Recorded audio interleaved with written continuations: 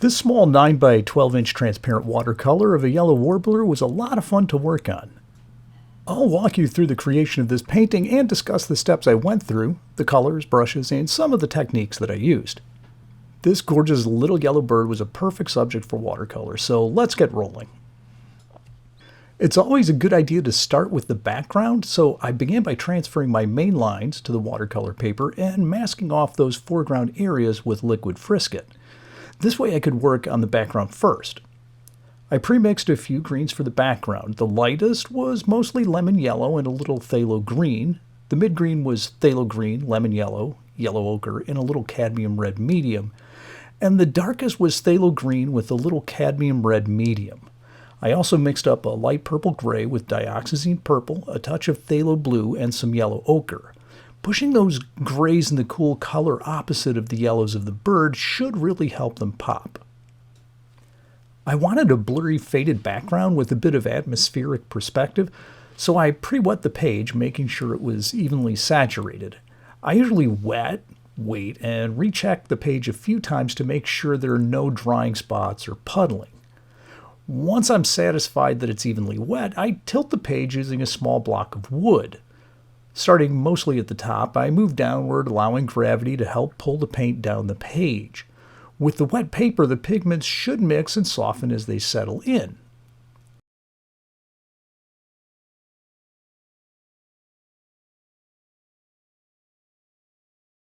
I monitored the initial wash and decided to hit it with the spray bottle to encourage the paint to mix more on the page. After that, I tilted it around to spread out and soften the wash. If the pigment starts to pool, I'll suck off the extra puddles with a piece of tissue or a dry paintbrush. With the basic background blur rendered, I mixed up some ultramarine blue, dioxazine purple, and Indian red. While the page was still wet, I used a number 6 round brush to quickly put in some suggestions of blurry background branches and a few darker clumps of out-of-focus leaves. You really need to watch how the page is drying at this point. The paper is still evenly wet, so anything I put in should blur a bit. As the paper starts drying and soaking into the paper, the highlights begin to disappear and you get a satin appearance. If you put in wet paint now, you're likely to get backruns. I was pretty happy with the overall background, so I hit it with the hairdryer to lock it in. Well, now that the paper is dry, anything I put in should have sharp edges. I scumbled in some light suggestions of mid-ground leaves.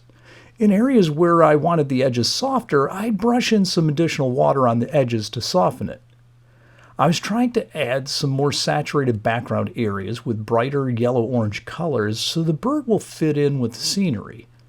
I also added a few patches of shaded leaves to build a little depth to the suggestions of leaves. The overall look of the background was looking pretty good, so I hit it with the hairdryer and peeled off my Frisket. With the white of the page revealed, I transferred the foreground sketch details using the tracing paper transfer trick. A link to that process is in the video description. Once the sketch was in place, I spent a few minutes masking off the small dot-like lenticels on the twigs. I used liquid Frisket and a toothpick in a lead holder. I'll put a separate link in the description to some hacks for using liquid Frisket. Once those were in place, I locked them in with the hairdryer. Using a number 2 round brush, I began putting in the lightest local colors for all the foreground. For some of the branches that I wanted receding into the background, I used some of my pre-mixed background colors as a base color. This should help lower the contrast and push those further back. I used a number 4 round brush to put in a base layer of color on the warbler using straight lemon yellow. Before adding a lot of detail, I wanted to render a quick pass to establish the overall shading. The serious detail will be rendered later using many overlapping glazes of color. For many of the branches, I used various mixes of Indian red, yellow ochre, and dioxazine purple and ultramarine blue.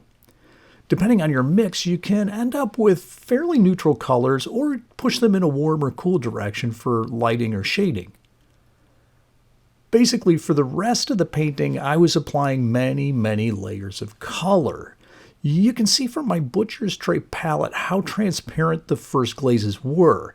As it gets later in the painting, those become less transparent and have a lot less water in each pass.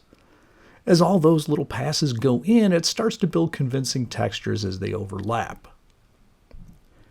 In this painting, I was really trying to control where my contrast and detail was. I wanted to have my foreground objects with high contrast, color saturation, and detail so they move forward. My more distant objects would have less contrast, saturation, and detail. If you notice, there are a few branches that move behind the bird, crossing each other right behind the bird's head.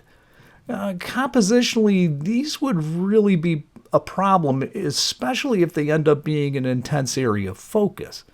I intentionally held back on those areas so they didn't grab the eye, but still offered a bit of a pathway around the painting. In my reference shots of a cooperative bird in Ohio, I had a nice singing male, but he was kind of hidden away behind some branches and was a bit too centered in the frame to keep it energetic. As I sketched, I moved the bird off to the side and reimagined some of those branches so they weren't obscuring the star of the show.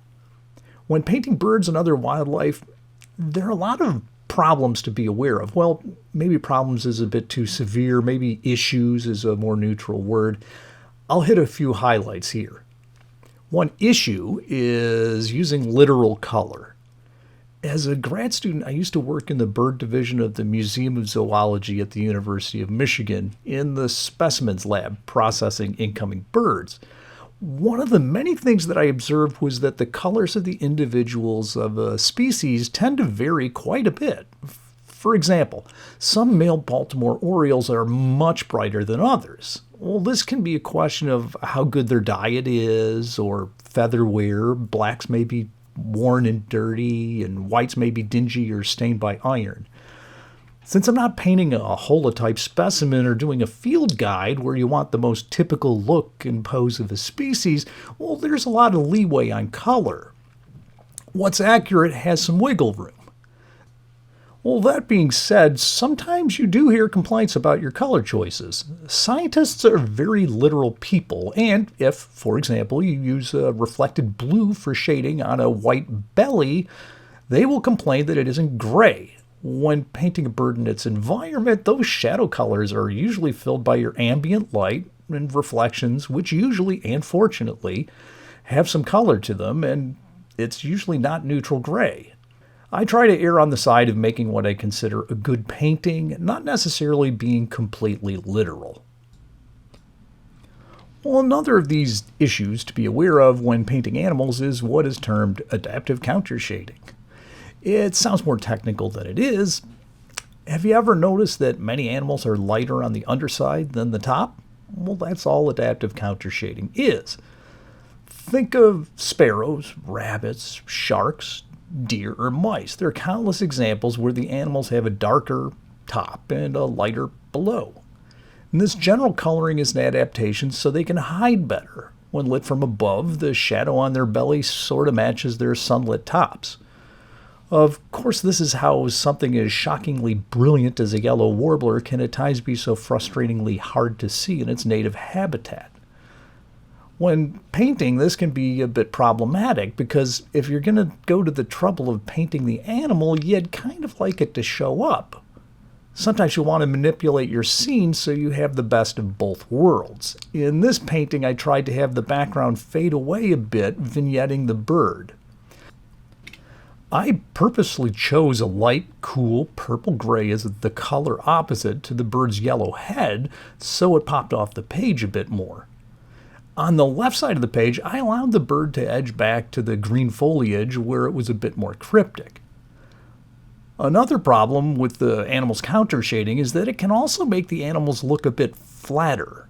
Sometimes you can add a little more contrast in those shaded areas to compensate a little. The third and last issue with wildlife painting that I'll touch on today is following reference photos. I always work from my own photographs and typically am working from several shots when I make a painting. I almost never just paint a photo the way it looked when I took it. Why bother? I already have a perfectly good photo. Often I have a photo that was almost good, but it had some flaws, yet I see some potential to make it something better. I always remind myself these are references. They're suggestions, just a framework of what to follow. I'm not really interested in making a photographic copy. I'd rather change up the lighting, the colors, the composition, adding or subtracting elements to make something more interesting. Rather than using photos, sketching from life in the field is a great option. I admire those who do it, but usually I'm on the move with my family when I'm birding, so sitting for a few hours sketching while they wait isn't really an option.